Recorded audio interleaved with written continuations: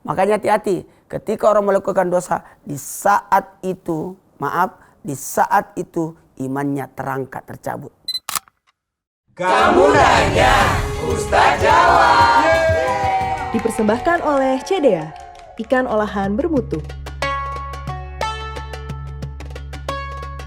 Assalamualaikum warahmatullahi wabarakatuh.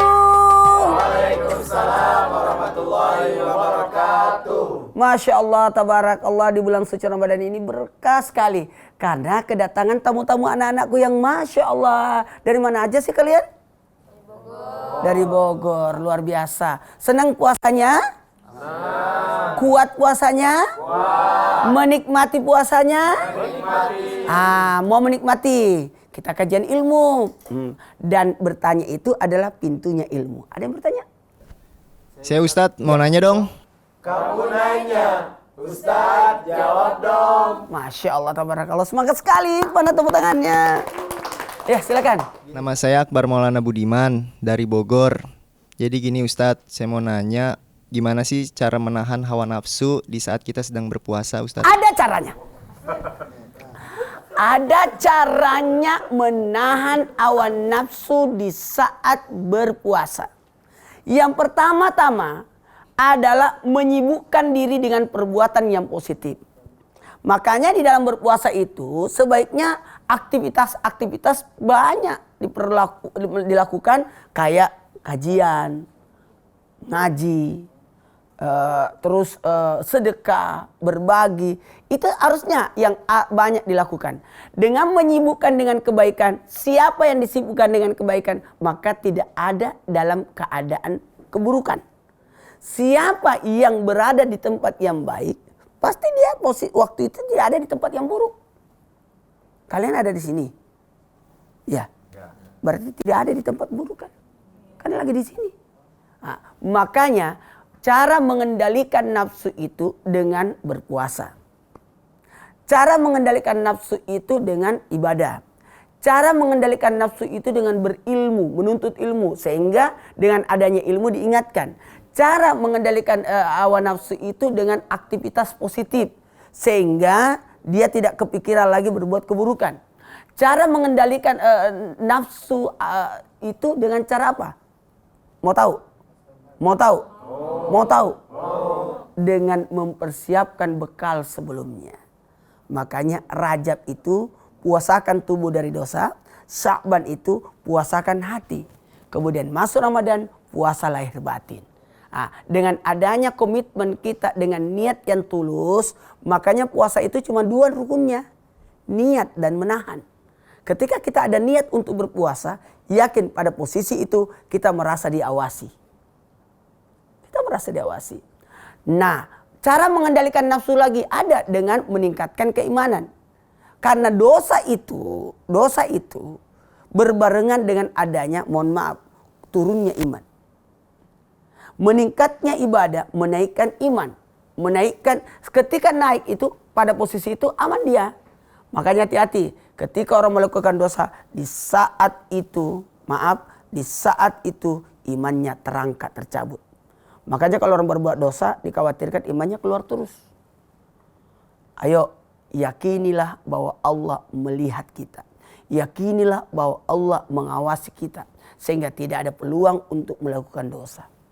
Apalagi mau dikendalikan nafsu. Karena nafsu itu bagaikan kendaraan, bagaikan binatang liar.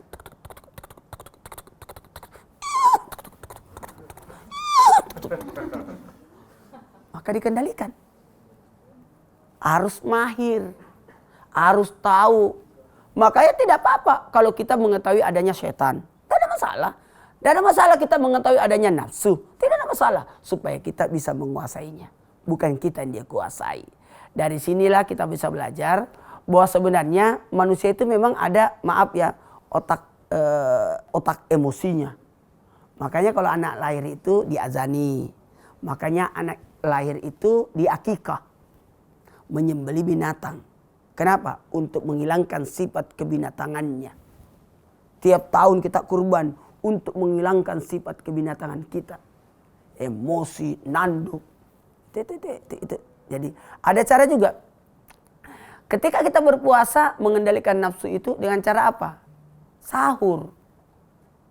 Jangan remehkan sahur. Makanya kalau kita sahur, ya carilah olahan-olahan makanan yang praktis. Yang segar-segar. Tahu kan? Tahu kan? Ya, ikan olahan bermutu. Yang bergizi. Sehingga tidak lemas di siangnya.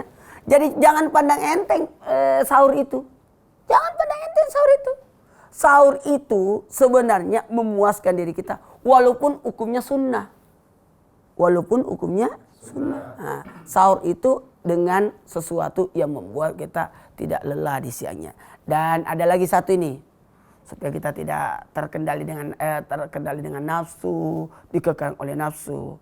Jangan terlalu melakukan aktivitas yang membuat kita lelah. Membuat kita lelah. Sehingga mudah dikendalikan. Begini, mukmin yang kuat itu bukan karena kuat bergulat. Bukan. Mukmin yang kuat itu ketika dia kuat mengendalikan amarahnya. Mengendalikan emosinya. Mengendalikan nafsunya. Makanya satu hal buat kita, belajarlah walaupun hanya tahap belajar. Belajarlah walaupun baru tahap memulai. Belajarlah walaupun baru tahap mencoba-coba. Tidak apa-apa. Makanya ada baiknya ananda sekalian, apalagi masih muda, masih ada setan al-ansabnya, setan al-ahwat. Karena ada setan, ada 7 tuh. Al-walan, al-ansab, salam burdasin, wasnan, ahwat, dan tauba. Itu setan-setan menggoda kita. Sesuai dengan porsinya. Untuk itu ada baiknya kita senantiasa mengendalikan nafsu kita dengan berpuasa. 1, 2, 3. Berpuasa. Ayo kita sama-sama tundukkan kepala kita sejenak, kita berdoa. Allahumma innaka afuwwul karim, tuhibbul afwa fa'fu anna ya karim. Ya Allah, ampunilah dosa-dosa kami jikalau kami berdosa kepadamu. Ya Allah, ampunilah dosa-dosa kami jikalau kami berdosa pada tubuh kami. Ampunilah dosa-dosa kami jikalau kami berdosa kepada sesama manusia. Ya Allah, terimalah ibadah kami, puasa kami, sedekah kami, amal ibadah kami. Amin amin ya rabbal alamin. Semoga ini ada manfaatnya buat kita semua. Wallahu a'lam bishawab. Assalamualaikum warahmatullahi wabarakatuh. Waalaikumsalam warahmatullahi wabarakatuh. Kamu nanya, Ustaz jawab. Dipersembahkan oleh CDA, ikan olahan bermutu. Jumpa lagi dengan saya Syafania di Kreasi Resep CDA. Tumis bumbu yang sudah dihaluskan. Tambahkan serai, daun salam, daun jeruk, santan kental, air, gula pasir, garam, kaldu, kentang, wortel. Kemudian CDA Fish Dumpling Chicken. Tambahkan bawang goreng di atasnya. Opor Fish Dumpling Chicken ala CDA. Temukan resep menarik CDA yang lain di sosial media kami. CDA, ikan olahan bermutu.